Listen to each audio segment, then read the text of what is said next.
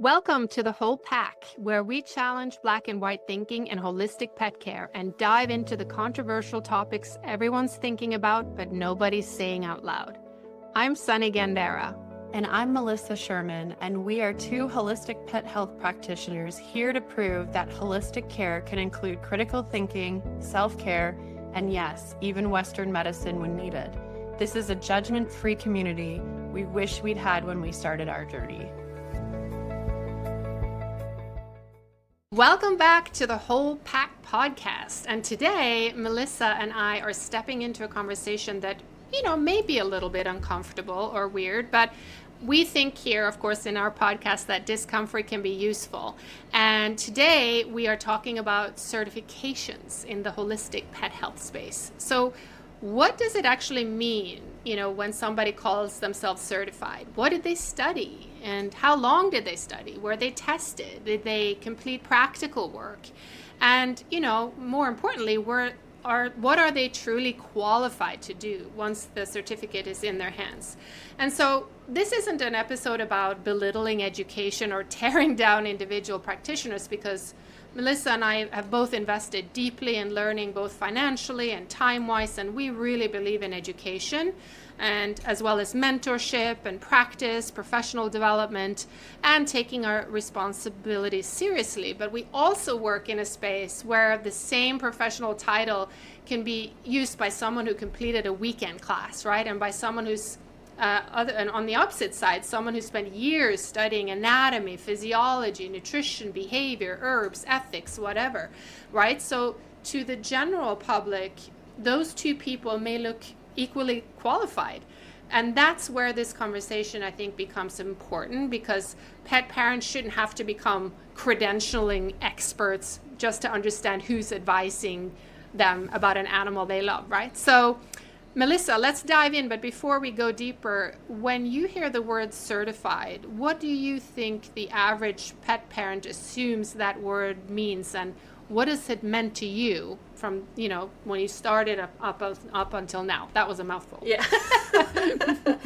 I think previously my definition of it was similar to maybe what the average pet parent might assume now. And the assumption is, if you're certified in something, you've taken rigorous training, you've learned the ins and outs of something, you've taken tests, you've had case studies, and maybe this derives even from some of my original certification programs were super intense. Like, I kind of lucked out, and we'll get into that more later, because there is a difference. But there's an assumption that if you call yourself a nutritionist, for example, we're not licensed nutritionists. Now, there are veterinarian board certified licensed nutritionists, totally different, versus there's dozens of canine nutrition, feline nutrition certifications. And I've probably taken about 6 of them, and I will tell you they're all varying. So I don't know if I answered your question, but the way it's changed now, so I would think that person is competent in that, whatever they studied, because they're certified in it. Yeah. And how about you? I mean, is that...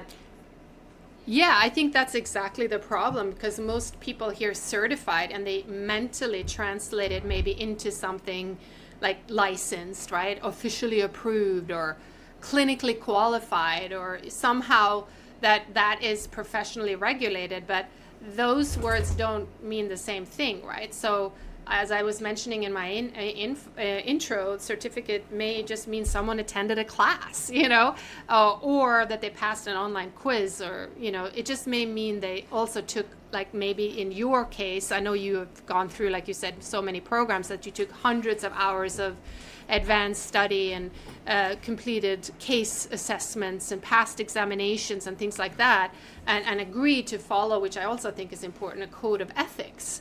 Yeah. So all those programs may use the word certification. So, and they're being abused in a bit too, right? So I think that, to me, it doesn't necessarily mean anything. The word itself gives us little information unless we look underneath it.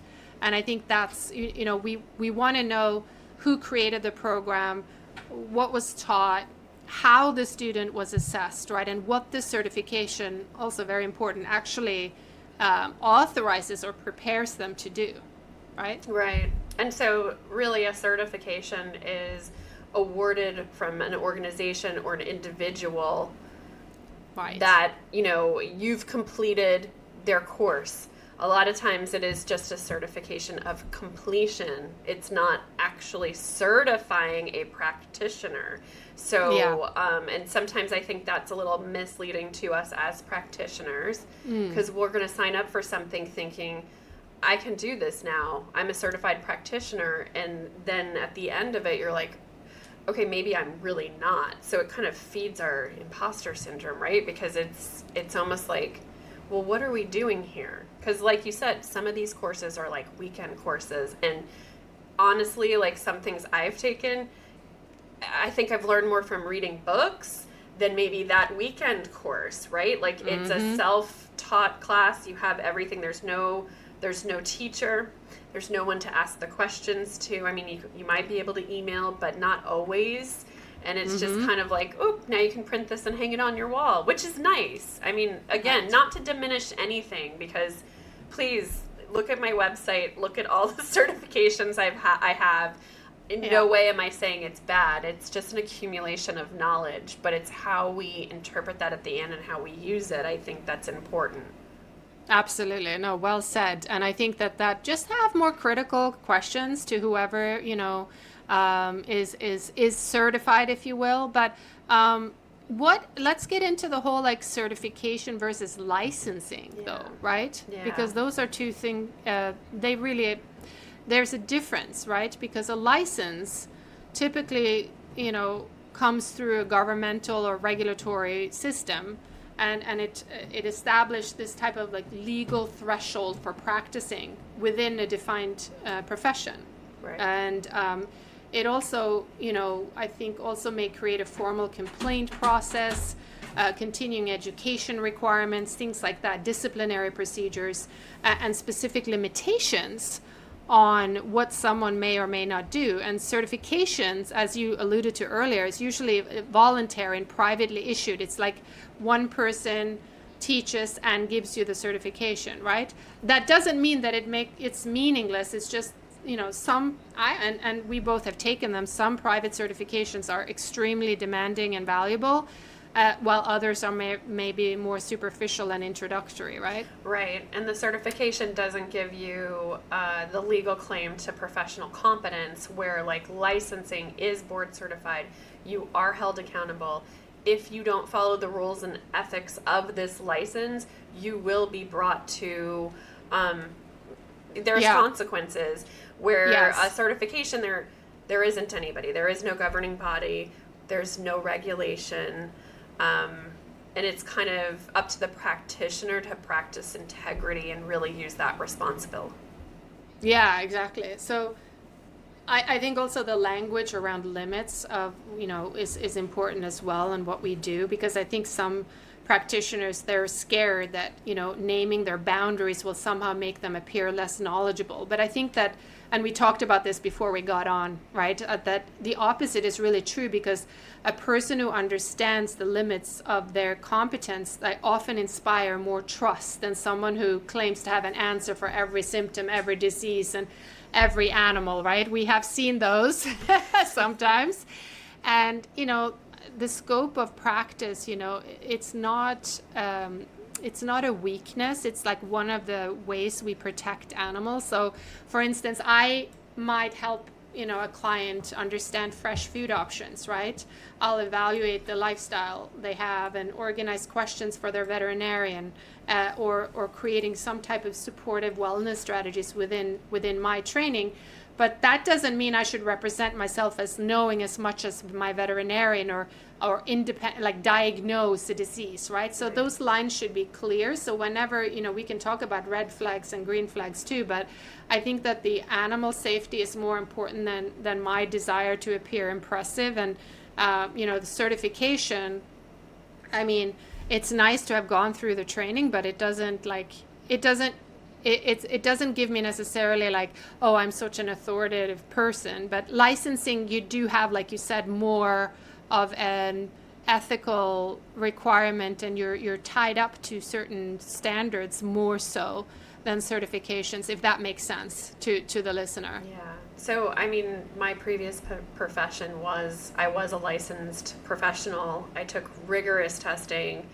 It was a lot of training. It took years. And again, I've been studying holistic animal health for years as well, but there's just a different, it's just different. It's all the same. It's consistent. Like I said before, I'll use nutritionist as an example. It was really eye-opening to me, and I think taking so many certification classes in nutrition, I felt like there was a gap everywhere, and it really is because there's no control. They're just teaching you their way of doing it.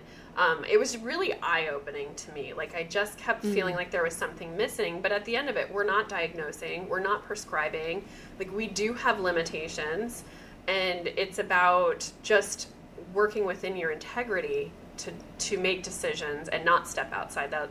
You know, that episode that we had a few episodes ago about that, referring out, I think that's something that's really important to listen to if you haven't listened already, but it goes more into that. It doesn't diminish you, just like Sunny was just saying. It doesn't diminish you as a practitioner. It actually shows, like, okay, this is where my role ends, and this person can really come in and help you more because they are either licensed or educated in a different way.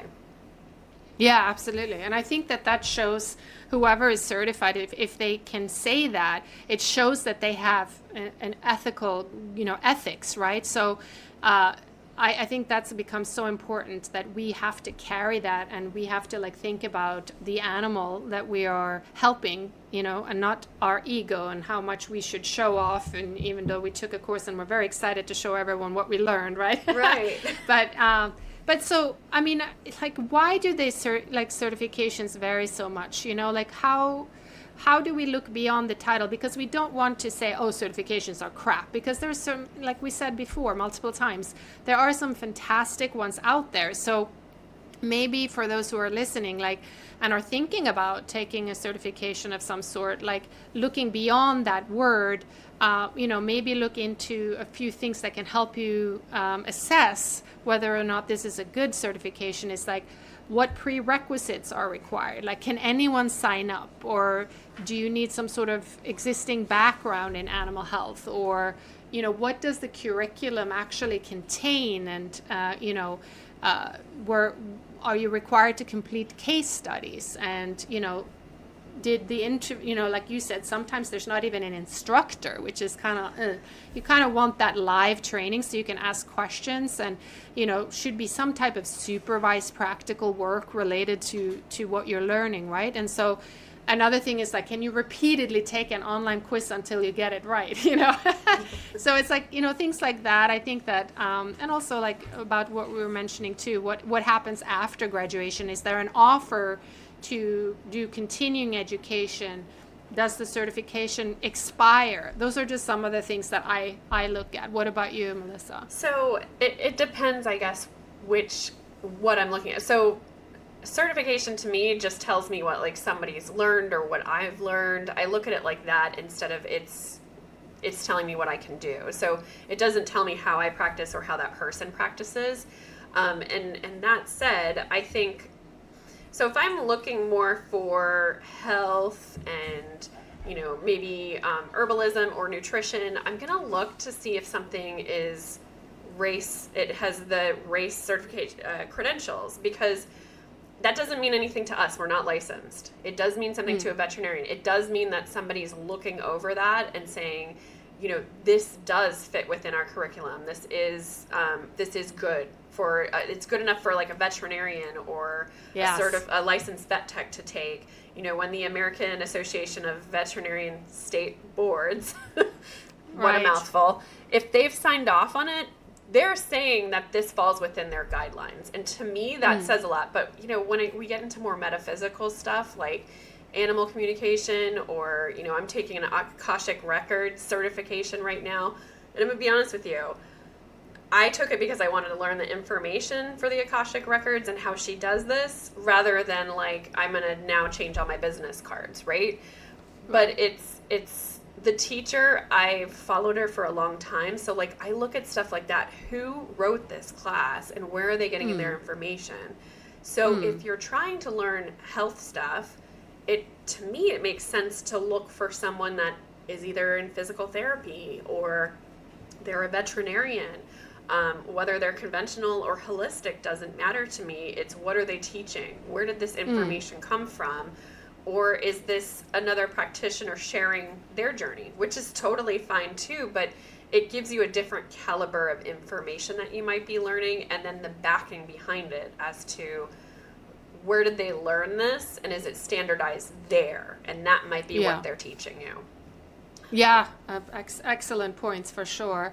And, I always do that. Like I take certifications. Doesn't mean that, I need to be certified, but it's like you're genuinely interested in learning something, right? Like we are always learners. You and I know we are the same. We just absorb, we're just like sponges. We just want to learn and be inspired. But, there's certain things when you were talking, I was also thinking about like education versus experience. And we also mentioned that offline, because sometimes it's like, I don't need another certification. I have 20 years of experience kind of thing, right? So I think that experience is really important. And there are some things that we learn through experience that no textbook can teach, right? So working with real animals and real families, that will teach you things that aren't covered in the curriculum, like emotions and finances, household dynamics, all these type of things that really matter to the health, well-being of both the animal and the pet parent, right?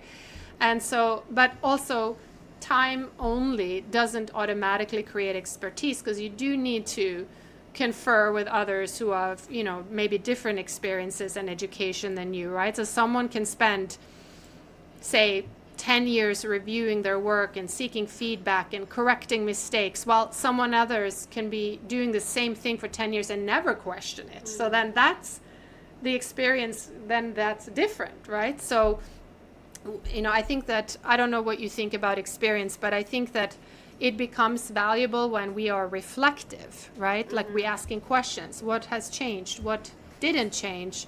What might have explained this outcome? Like, what could I do differently next time? Just to be like instantly, just continuously curious, right, and asking better questions and also listening, right? Yeah, and I think experience is super important because that's where we get the real world questions. We get real cases. We get to see what people are really dealing with, where a course is just a snapshot overview, general. It's a broad generalization where it's a little different in the real world. But when does getting certification, so there's a very fine line that I think some practitioners are actually chasing certifications because they're running from imposter syndrome and they don't feel ready. And after I take this one course, I'll be ready because I'll know. And it's so, for me, I think the value came from actually practicing and getting over that, like, just one more course. And it's not always just the practitioner. Some people that are teachers actually mishandle this as well, where they're like, oh, well, you need to be certified in XYZ before you do anything. And, like, question that when that pops up, because I've found that 9 times out of 10, that is not true. Especially if there was a main bigger program that you were taking that should cover everything, and then these specialized programs are like, oh, well, you can't do this if you don't have that. Yeah, question that. Exactly. Especially if we're talking about metaphysical stuff. Just definitely question that. Absolutely. No, it's great. And I think as you're going through, like with the whole experience thing, your understanding of your own work, becomes more nuanced, and you can ask different questions. And like, there are things that I, maybe would have spoken with great certainty about earlier in my career. And now I'm like, you know what? I can actually like change my mind a little bit because I've experienced X, Y, and Z, right? So I think that we become more, with experience also become more, we should become more humble, Yeah. I suppose, and more like why I can't explain why everything happens a certain way or differently to animal, and so experience teaches you, I really think so, if you are in it for the right reasons, humility, and that is it's fine. And I think that, I don't know, sometimes people think that if they change their position on something, that it makes them look inconsistent or they don't know what they're talking about. But there's a difference about, between like sort of being unreliable or whatever, and then being willing to evolve, essentially. I think that's what I was trying to say. Like, being willing to evolve as you gain the experience is really important too. I personally look for practitioners like that, because I feel like then they are considering the real world. And I think sometimes, I know for myself, sometimes when I come more out of these technical type courses, I'm thinking about it in this black or white, all or nothing type of thought process, which really boxes you in, because the real world's not like that. It boxes out people. If you're looking at nutrition and you're like, this is the best, this is the only way, I'm not going to help anybody that is outside of this, and this is only that. Well, this isn't always attainable for people. So you are, and that's fine if that's the kind of practitioner you want to be. But like for me, I feel like being open enough to take in someone else's worldviews and their understanding of things and being more approachable, to me, that's more important than perfection, because of the stress behind it. Perfection is nothing if that person is running themselves into the ground because they're really trying to live up to the standard that's not realistic. Yeah. It's almost like education becomes theater in a way, right? Like you're just like attending all these courses and reading books, but you never really allow that new information to disrupt what you already believe, right? So as I was saying in the beginning, in the intro, I think real learning should make us become uncomfortable. Like it should sometimes make us say, you know what, I used to think that, but I understand it differently now. Yeah. And I love that. And I think this is the core behind why we started the whole pack. We have that discussion is because there's so many people who are so like, nope, it has to be this way. And I'm sorry, that doesn't fall in line with my beliefs, so I'm not going to change it. And that is, that's a red flag to me. So I agree what you said 100%. Yeah, I agree. And it's I'm shaking my head because I saw something over the weekend, or maybe it was the end of last week, where there was a practitioner that was essentially saying, if you have one dog that has cancer, it's not your fault. But if you have multiple dogs that develop cancer, you're doing something wrong. And like that broke my heart. Yeah. So, I mean, it's not. First of all, don't pay any attention to people like that. That superiority complex is really gross. Horrible. But like, that's not the reality. I mean, if you've ever experienced anything like that, like, you know that it's just not our fault. And that's why I think a lot of pet parents are blaming themselves. What did I do wrong? Why did this happen again? And not taking in the full picture of, like, our world is a little toxic and it's not always in our control. And things are not in our control anyway. Life and death is not in our control. So we got to get out of this mindset of that. Yeah. And to your point, credentials is one thing. Like, it can tell you what a person has been through, like a body of education or whatever, but it can't tell you if that person knows how to listen, right? Be flexible, and maybe they pressured someone into an expensive program. I see that all the time, and it's like such turn off. Like, they can't tell you the certification or the whatever it is, can't tell you whether they have like exaggerated results, or some people just selectively remember their own successes, right? And whether or not they collaborate well, or with other practitioners, and know again when to refer out, things like that. And then so I, as you were saying before, if someone says, that's beyond me, I think that's probably one of the most professional things a practitioner can say, and it makes me trust them more, because I know they're going to be honest with me, instead of coming with those horrible accusations like you just said about, it's the pet parent's fault if Right. more than one dog has cancer. And I've had 2 dogs with cancer, so I take that very personally. Right. And I think I did, pretty much much more than you could expect as an average person to do. But in any event, I think that is such an important thing. And so that's why spend time with that person you are trying to hire. If you're a pet parent or if you are a practitioner, just think about this. How do you want to represent yourself? Like, how do you want to conduct yourself and run your business? Because trust is everything, and you want to work with the parent, not talk to them, right? Mm-hmm. I mean, that's just so important. Yeah. So we touched on imposter syndrome. Do you have anything else that you want to add about that? Because I do feel like in the beginning, a lot of people do really, I did it because I didn't think, like, I just need one more thing. Yeah. We certainly have, we have an episode about that too, which in more detail, but I will say that, I find it very funny now and afterwards that I was very insecure as I started my business because it was a brand new industry, right? So then it's like, oh my gosh, I'm never going to be taken seriously. Never mind, I had like dogs for 20 years, right? And I've, been studying on my own, but that I needed that like paper, right? Or that title or whatever. That's not to say I regret any of it. I 100% believe in the certifications I have, and I'm so glad I did.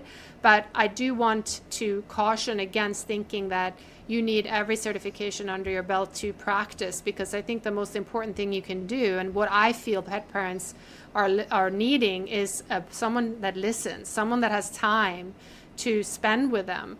And then there's so much, extra, and I know you do too, studying behind the scenes of that certification that we do independently, and we don't take a quiz, but we hold ourselves accountable. Like, I want to learn more about this. Like, every time I get a client, now I may go off on a tangent, but there's certain specific things like, he does this. I've never heard of that. I'm going to study. And that's not to say, like, even veterinarians do that, right? Yeah. They're like, that's a different, gonna have to look that up. We're continually learning, but the point is that we have the interest and the time to invest in that. And I think that's also really important. Not to say that you shouldn't go through a program if you're considering going into a different field. That's very useful. And also getting to know your colleagues, like you and I have formed this friendship, which I think was like so important to me, and worth the tuition alone, just to find someone who's like really as devoted to this as I am. So whenever I have imposter syndrome, reaching out to someone, and then they can set you straight, right? Yeah, exactly. And so the reason I went back to that is really I wanted to ask you a little question, which you kind of answered, but would you rather have a practitioner that has 20 certifications and very little experience, or would you rather have, I'm sorry, my dogs are very active this morning. If you can hear all the ears. And I know, I can see the little like tails. Six little beings in here, so apologize for any of the dog noises ahead of time. They're very active. It's been nicer weather the last few days, so. Oh, okay. That's nice. So either the lots of certifications, very little real life experience, or they have 3 good certifications, but they have hundreds of successful cases. Oh gosh, there's no doubt in my mind, like the latter for sure, because I'm talking about that too. It's very important to like get those testimonials in, right? Because that is someone actually got better, and it makes you feel so good. A certification is just a piece of paper. It tells you really nothing about how did you understand the material. Because I was an A student in all through college, and I was just studying, and I can remember a book. I read something and I remember it. I don't have to read it twice. I'm just a natural learner. I'm blessed like that. However, did I assimilate that information and make sense of it? I could memorize it. Did I learn anything?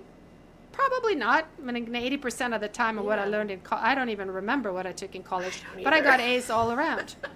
It doesn't mean anything. So yeah, experience and just kind of being able to apply that experience and that knowledge is very powerful. And that, again, is not to say don't certify, and certifications are crap. It's just like, just catch yourself. If you feel like you're chasing something, just remember that comparison and experience is going to build judgment, where the education, the certifications does build knowledge, but really to get in there and know how to apply something, when do I use this, when do I not use this? Because again, the whole thing with holistic health is we're looking at the individual. We're not doing a blanket protocol for every single individual. So it's about having that real world experience to be able to know how to apply your knowledge, because otherwise the certifications are just pieces of paper. Yeah, and I don't think that this industry needs a competition over who has the most credentials, right? But I do think that it needs more transparency, and that's maybe something we can dive more into in a different episode. But if you are hiring a practitioner, if you are a practitioner, you should be able to explain what you studied, what the credentials required, what you're competent to do, and where your role ends, just to summarize what we've been talking about, right? And a pet parent should be able to ask those questions without being made to, oh, she's difficult or disrespectful. Because the thing is, the word certified isn't meaningless, it's just, I guess, incomplete, right? Right. And so, just kind of, just ask that the deeper question is really like whether that person behind the certification practices with competence, honesty, humility, and accountability. Those are the things that I want to know. Exactly. So today's episode, we talked about the credentials from the practitioner standpoint. It could be, whether we're licensed or are we certified. And next episode, we're going to flip it a little bit. We're going to go a little bit deeper into, if you're a pet parent, how do you pick a practitioner? How do you know who to trust? And for the practitioners, how do you show people that you do work in integrity? And how do you show people you are that practitioner? You are the person that can help them. So do you have anything else to add, Sunny, before I wrap this up? I just want to leave our listeners with a few questions, and that is, when you see the word certified, what do you assume it means? And have you ever asked a practitioner what their certification actually involved? And then for the practitioners listening, are you describing your education in a way that reflects both your strengths and your limitations? That's something to think about, but we'd love to hear your thoughts, especially because this is a conversation we both think that our profession needs to continue having. And then send us a message, leave a comment, share this episode with someone who's working in the holistic pet health space, and just ask yourself, is my education something that I display, or is it something that I continuously changes the way that I serve? And that's it. So we hope that you got something out of this episode, and we certainly want to hear your thoughts. And until next time, we'll see you at the Whole Pack. Thank you. Bye, everyone. Bye. Before we go, we want to remind you that the information shared on the Whole Pack is for educational purposes only and is not intended to replace veterinary medical advice, diagnosis, or treatment. Always consult with your veterinarian before making any changes to your pet's diet, supplements, or healthcare routine. Every animal is unique, and what works for one may not be appropriate for another. We're here to empower you with knowledge, but your vet is your partner in your pet's individual care.